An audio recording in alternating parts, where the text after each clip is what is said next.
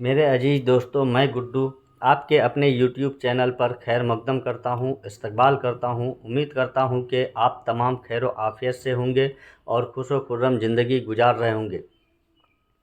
आज हम लोग उर्दू का बहुत ही अहम और ज़रूरी टॉपिक ज़मीर के बारे में पढ़ेंगे और इसके अक़साम को जानेंगे।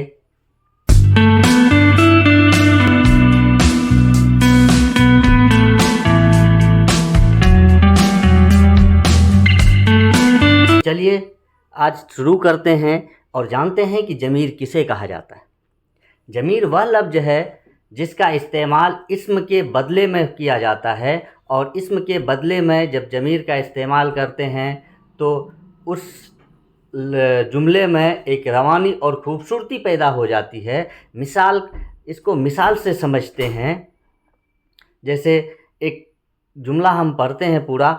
अकमल एक नेक लड़का है, वह सुबह जल्दी उठता है, वह हमेशा पाबंदी से स्कूल जाता है, असातिज़ा भी इससे मोहब्बत करते हैं, इसका घर स्कूल के करीब है। अगर इस जुमले में हर जगह अकमल अकमल अकमल इस्तेमाल करें तो जुमले में एक बदसूरती पैदा हो जाएगी। जैसे अकमल एक नेक लड़का है, अकमल सुबह जल्दी उठता है, अकमल हमेशा पाबंदी से स्कूल जाता है, अकमल को असातिज़ा भी मोहब्बत करते हैं, अकमल का घर स्कूल के करीब है।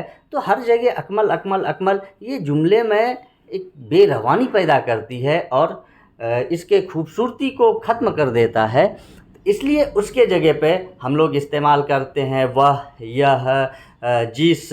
तो ये सभी ज़मीर कहलाएंगे और ज़मीर के इस्तेमाल से जुमले में एक खूबसूरती पैदा हो जाती है। तो देखते हैं कि इस खूबसूरत चीज़ का कितने अक़साम होते हैं और कैसे कैसे हम लोग इसका इस्तेमाल जुमले में कर के जुमले को और अपनी बातों को खूबसूरत ढंग से अच्छे से सामीन के सामने में पेश कर सकते हैं। इसके बारे में विस्तार से जानते हैं। इसके कितने अक़साम हैं? इसके 5 अक़साम हैं। ज़मीर शख़्सी, ज़मीर मौसूला, ज़मीर सवालिया, ज़मीर तनकीरी, ज़मीर इशारा। तो दोस्तों हमने देखा ज़मीर की कितनी किस्में हैं। ज़मीर की 5 किस्में हैं। आप सभी इसको याद रखेंगे। ज़मीर की कितनी किस्में हैं? 5 किस्में। सिर्फ ये अगर आप ज़मीर के 5 किस्मों के नामों को याद रखेंगे तो उसका डेफिनेशन खुद ब खुद आपको याद रह जाएगा। ये बहुत बड़ी चीज़ नहीं है, बहुत छोटा सा टॉपिक है। और हम उम्मीद करते हैं कि एक बार अगर आप इस वीडियो को अच्छे से देख लेंगे तो ये जहन नशीन हो जाएगा, दूसरे बार आपको देखने का भी ज़रूरत नहीं पड़ेगा। चलिए क्या क्या है फिर से एक बार देखते हैं। ज़मीर शख़्सी, ज़मीर मौसूला, ज़मीर सवालिया, ज़मीर तनकीरी, ज़मीर इशारा। ज़मीर शख़्सी किसी शख्स के बदले में आने वाले लफ्ज़ को ज़मीर शख़्सी कहते हैं और इसकी भी 3 सूरतें होती है और हर एक के लिए 2 सूरतें होती हैं।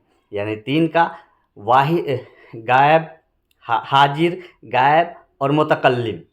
गायब बोलते हैं जिसके बारे में हम बात करते हैं और वह मौजूद नहीं हो तो उसे गायब कहेंगे, और हाजिर कहते हैं जिसके बारे में बात कर रहे हैं और वो मेरे सामने में हो तो उसे हाजिर कहेंगे, और हम बात कर रहे हैं तो हम मुतकल्लिम कहलाएंगे। जैसे फिर से समझते हैं। हम बात कर रहे हैं कि आप लोग हमसे पढ़ रहे हैं, हम आप लोगों को पढ़ा रहे हैं, अच्छे तरीके से पढ़ा रहे हैं, तो हम मुतकल्लिम हुए और आप हाजिर हो गए। और यदि हम बात कर रहे हैं कि अकमल एक नेक लड़का है, वह पटना गया हुआ है, तो हम आपसे बात कर रहे हैं, आप तो हाजिर हैं, और अकमल के बारे में बात कर रहे हैं। अकमल चूँकि यहाँ मौजूद नहीं है इसलिए वह गायब कहलाएगा। और यहाँ हाजिर की भी 2 किस्में होती है। हाजिर में वाहिद हाजिर और जमा हाजिर। वाहिद गायब, जमा गायब, वाहिद मुतकल्लिम, जमा मुतकल्लिम।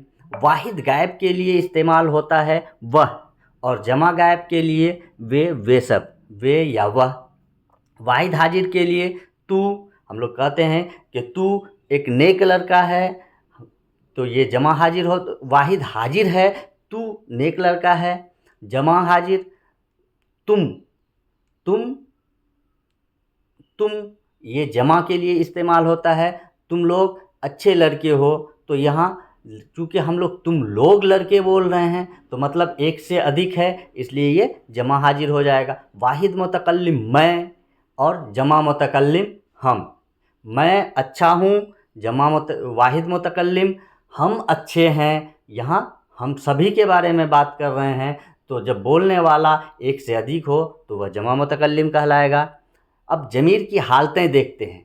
ज़मीर की हालतों में जुमले में इस्तेमाल होने पर इनकी 3 हालतें होती है, फ़ाइली, मफ़ऊली और इजाफ़ी। जैसे हम लोगों ने इस्म की हालतें देखी थी, इस्म के हालतें पढ़ा, उसी तरह से ज़मीर की भी 3 हालतें होती है, फ़ाइली, मफ़ऊली और इजाफ़ी। फ़ाइली यानी काम करने वाले, और मफ़ऊली जिस पर काम का असर पड़े, और इजाफ़ी जिससे निस्बत पैदा हो, निस्बत का पता चले, उसको ज़मीर इजाफ़ी कहेंगे। देखते हैं इसका। हालत फ़ाइली, हालत मफ़ऊली। हालत फ़ाइली वह है, हालत मफ़ऊली इसको, उन्हें, वे, वह, तू, तुम, मैं, हम, ये सब हालत फ़ाइली के लिए इस्तेमाल होने वाले ज़मीर हैं। और हालत मफ़ऊली के लिए जो ज़मीर इस्तेमाल होता है, इसको, उन्हें, उनको, उन्हें, तुझको, तुझे, तुमको, तुम्हें, मुझको, मुझे, हमको, हमें। और हालत इजाफ़ी इसका, उसकी, इनका, इनकी, तेरा, तेरी, तुम्हारा, तुम्हारी, मेरा, मेरी, हमारा, हमारी, ये सभी हालत इजाफ़ी हैं।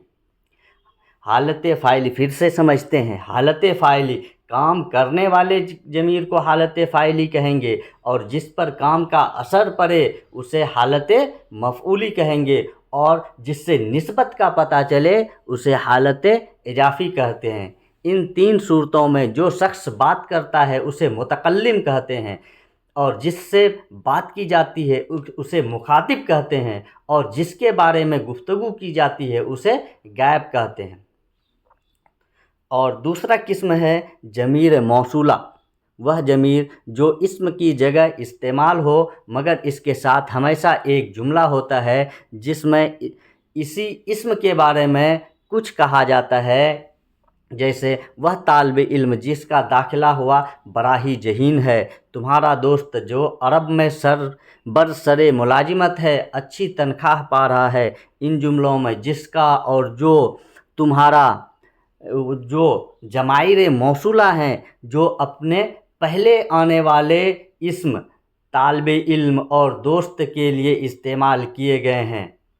यानी ऐसा ज़मीर जो पहले वाले इस्म से ताल्लुक़ पैदा करता है, एक संबंध पैदा करता है, उसको ज़मीर मौसूला कहते हैं। वह तालिब इल्म जिसका दाखिला कल हुआ है, वह बड़ा ही जहीन है।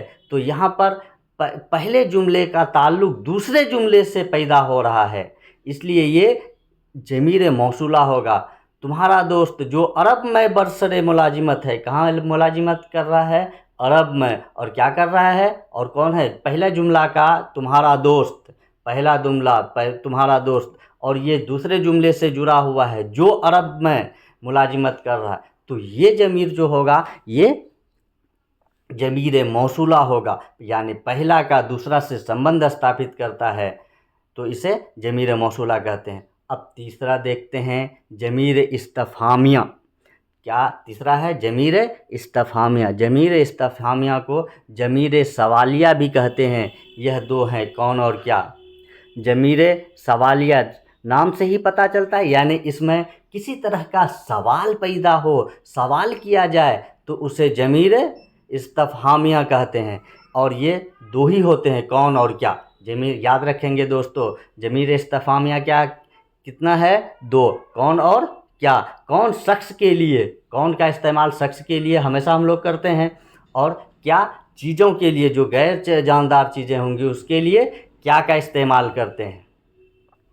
एक शेर है गालिब का, पूछते हैं वह के गालिब कौन है, कोई बतलाओ कि हम बतलाएं क्या।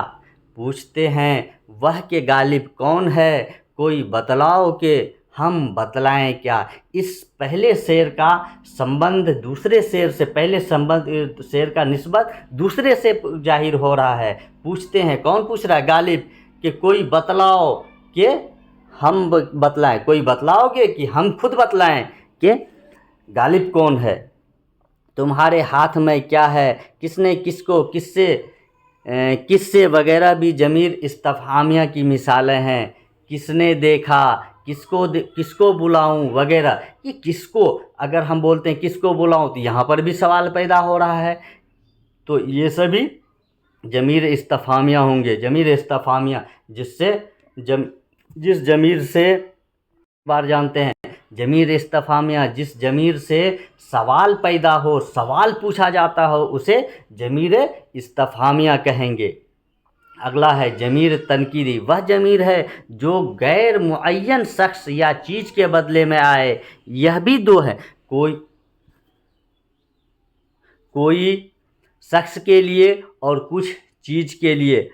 और ये हर्फ रब्त के साथ आने पर लफ्ज़, कोई लफ्ज़ किसी से बदल जाता है। कौन है यहाँ? कोई नहीं। कौन है यहाँ? कोई नहीं। आप क्या खाएंगे? कुछ भी दे दीजिए।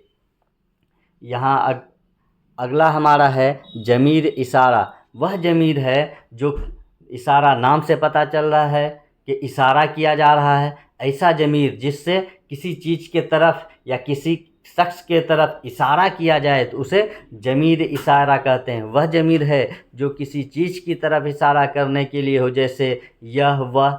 और यह करीब के लिए इस्तेमाल होता है। बोलते हैं ना, यह मेरी किताब है, या मेरा किताब है, यह सामान मेरा है। और वह दूर के लिए, वह जो पटना में लड़का है वह हमारा क्या दोस्त है। तो वह पटना, चूँकि लड़का कहाँ है? पटना में। दूर के लिए इस्तेमाल हो रहा है तो दूर के लिए वह इस्तेमाल करते हैं और करीब के लिए यह इस्तेमाल करते हैं। तो दोस्तों, आज हम लोगों ने ज़मीर और उसके इक़साम को पढ़ा। उम्मीद करते हैं कि आपको ये वीडियो अच्छा लगा होगा और इससे संबंधित हम सवालात को लेकर के भी आएंगे, ताकि इस बात का पता चले कि हम लोगों ने जो पढ़ा उसको अच्छे से समझ पाया या नहीं समझ पाया। और जब तक हम लोग इसमें से मारूजी सवालात को नहीं हल करेंगे, तब तक हमें अच्छी तरह से ये सब सारी बातें ज़हन नशीन नहीं होंगी। तो हम लोग कोशिश करेंगे जल्द ही मारूजी सवालात को लेकर आएँ। और यदि आपके पास कहीं उपलब्ध हो तो आप भी अपने स्तर से मारूजी सवालात को हल करें, बनाएं, देखें। पहले एक बार वीडियो को देख लें, अच्छी तरीके से देखें, और फिर उससे संबंधित जो भी सवालात होंगे उसे हल करें। इंशाअल्लाह अच्छे से बनेगा। और यही नहीं, आपके इम्तिहानात में भी जो सवाल पूछे जाएंगे, हमें पूरी उम्मीद है कि आपको कोई भी दिक्कत इस वीडियो को देखने के बाद ज़मीर में नहीं होगी। शुक्रिया।